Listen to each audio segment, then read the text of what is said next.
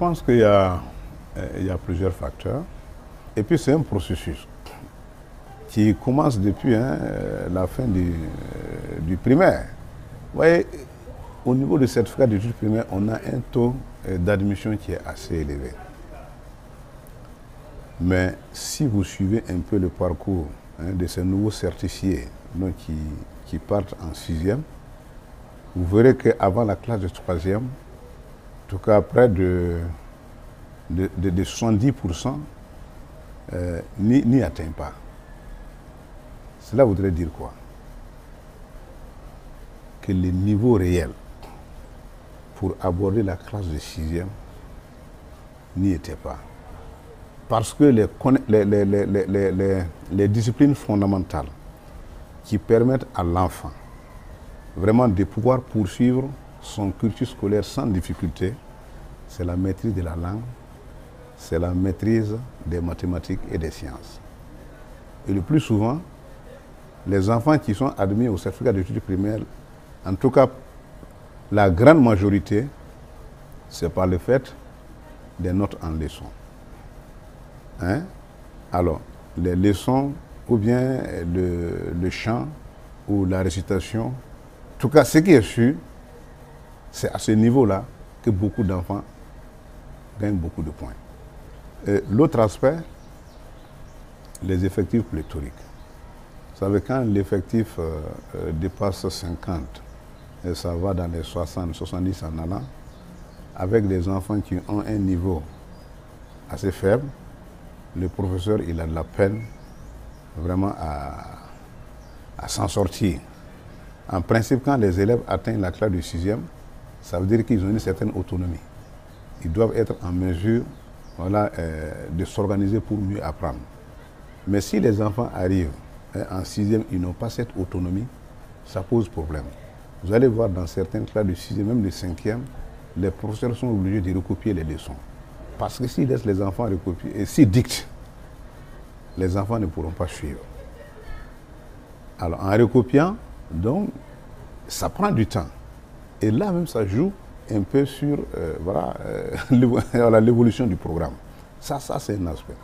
Donc d'autres aspects, c'est aussi les manuels.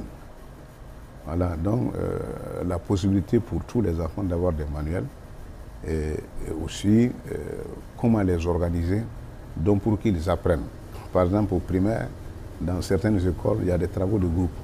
Les enfants sont organisés, bon, ils travaillent ensemble, mais au secondaire, bon, ça doit être encore mieux organisé compte tenu du fait que les enfants arrivent. Il y en a qui sont assez forts, mais ceux qui ne brillent pas, donc qu'ils soient vraiment soutenus par ceux qui brillent. Par exemple, en mathématiques ou bien en physique-chimie, quand nous étions au collège, on s'organisait autour de ceux-là vraiment qui étaient forts en mathématiques. Ou bien en physique-chimie, quand ils expliquent, souvent on comprend mieux que lorsque le professeur explique. Voilà, donc ça c'est vraiment un aspect.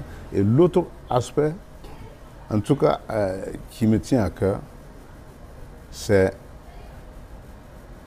qu'à partir du secondaire, il y a beaucoup de professeurs qui ne veulent pas, ou bien qui ne se mettent pas au niveau des élèves.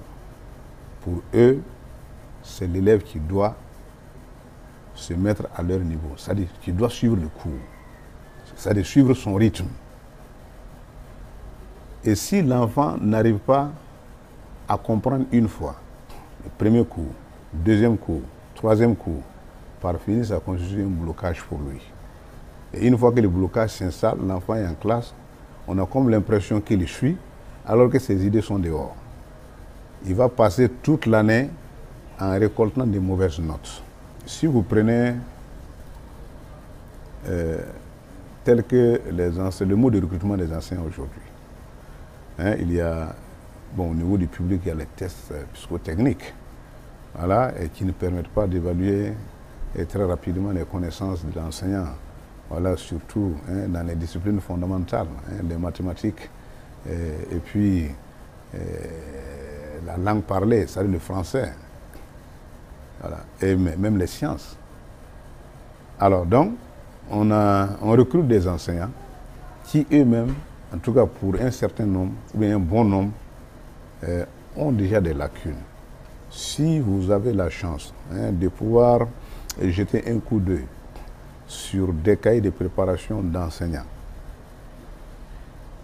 mais vous serez ahuri, c'est-à-dire par le nombre de fautes. Donc l'enseignant lui-même doit être de qualité. Voilà. Donc ce n'est pas mal de le dire, nous avons beaucoup d'enseignants qui ne sont pas de qualité. Et aussi le suivi. La question du suivi. Est-ce que les directeurs d'école arrivent à les suivre? Ça, c'est un problème. Donc, qu'il faut essayer de résoudre. Les encadreurs, donc, qui sont chargés d'effectuer le suivi, est-ce qu'ils le font?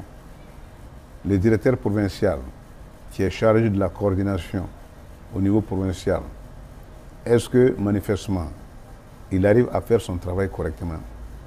Et s'il le fait, est-ce qu'il y a des rapports qui montrent l'évolution en tout cas des réussites ou bien des difficultés au niveau de sa province? Est-ce qu'au niveau régional, ça se fait comme ça? Donc il y a beaucoup de lacunes que nous portons et qui se reflètent sur les résultats scolaires.